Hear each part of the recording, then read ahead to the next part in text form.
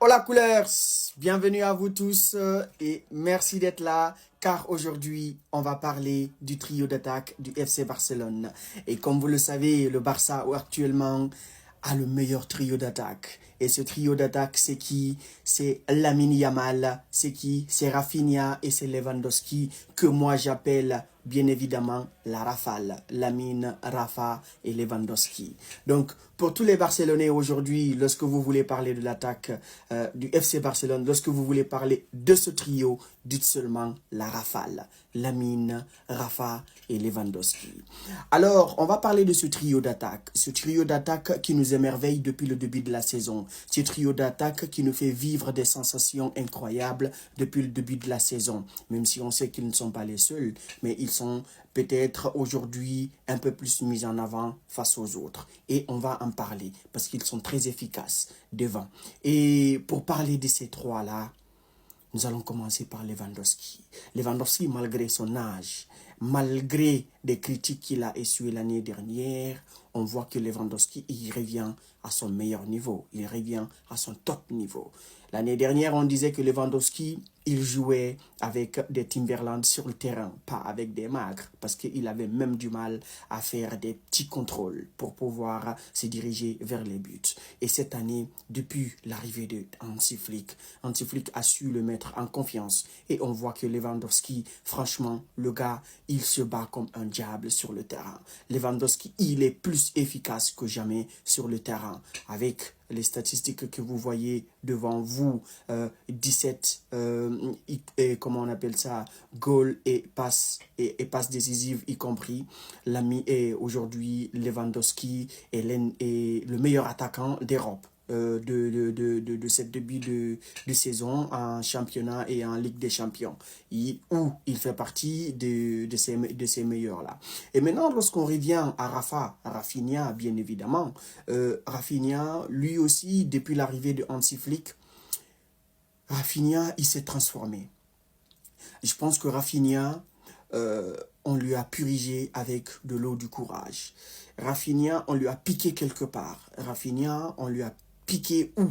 Lorsque les gens se disaient que comment il s'appelle, Nico Williams allait venir remplacer Lamine Yamal et que d'autres personnes, même d'autres couleurs, bien évidemment, qui se permettaient de prendre le numéro de Rafa et mettre le nom de Lamine et mettre le nom de Nico Williams derrière, chose qui lui faisait rigoler. Et je pense que aujourd'hui, lorsqu'on voit les statistiques et lorsqu'on voit le jeu de la Rafinha, on comprend bien évidemment que Rafinha a une place dans cette équipe. Rafinha a une importance dans cette équipe. Et Rafinha, il n'est pas là seulement pour stater au niveau but ou au niveau passe décisive.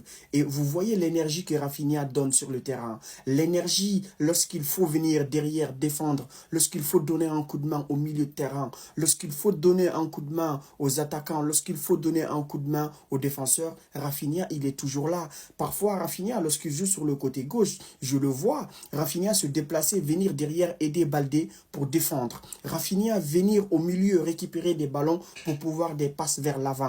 Rafinha, c'est le joueur aujourd'hui incroyable, polyvalent qui est sur le terrain du FC Barcelone. Il n'y a pas plus polyvalent aujourd'hui que Rafinha sur le terrain. Bien évidemment, même si on va parler un peu de Koundé derrière aussi, qui est bien polyvalent, qui peut jouer à beaucoup de postes. Mais Rafinha, aujourd'hui, c'est un joueur où tu te dis, tu peux le mettre n'importe où.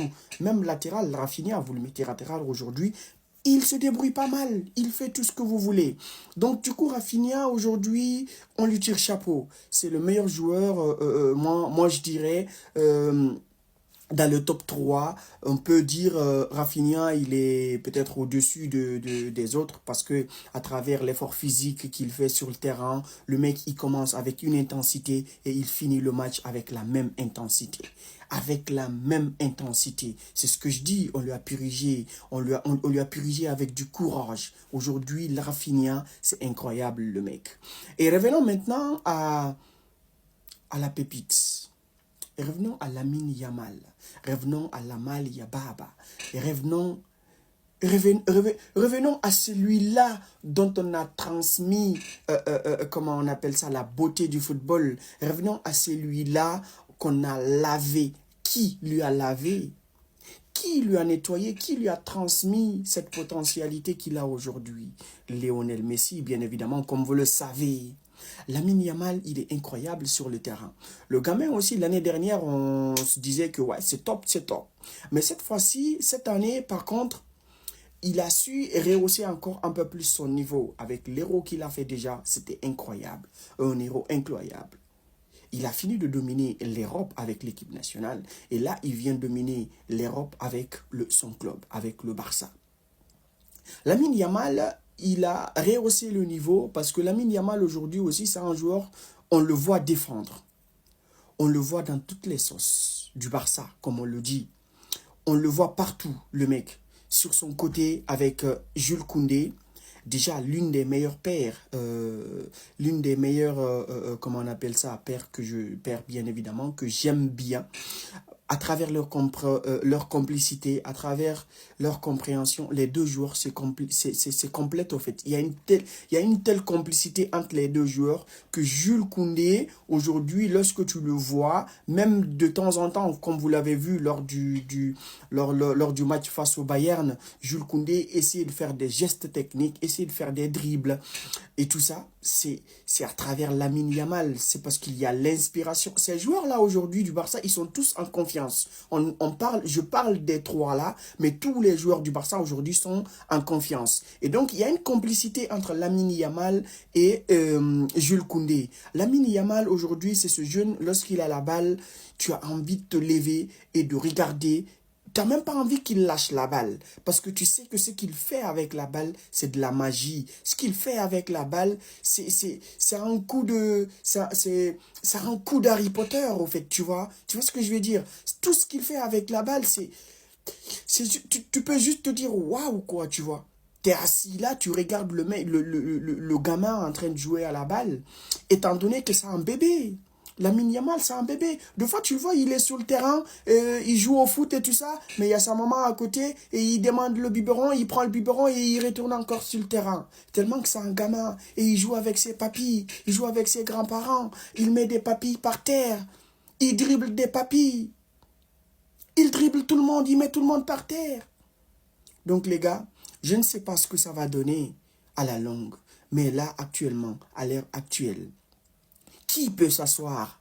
Quel trio peut s'asseoir à la table de ces trois-là et dire que je suis plus fort que toi? Quel trio d'attaque en Europe peut s'asseoir à la table de la rafale et dire que je suis plus fort que toi? La rafale, Lamine, Rafa et Lewandowski, ils vont les mitrailler cette année. Ils vont mitrailler toutes les défenses cette année, toutes les défenses. Et c'est pour dire à la défense madrilène qu'on arrive. On va vous mitrailler.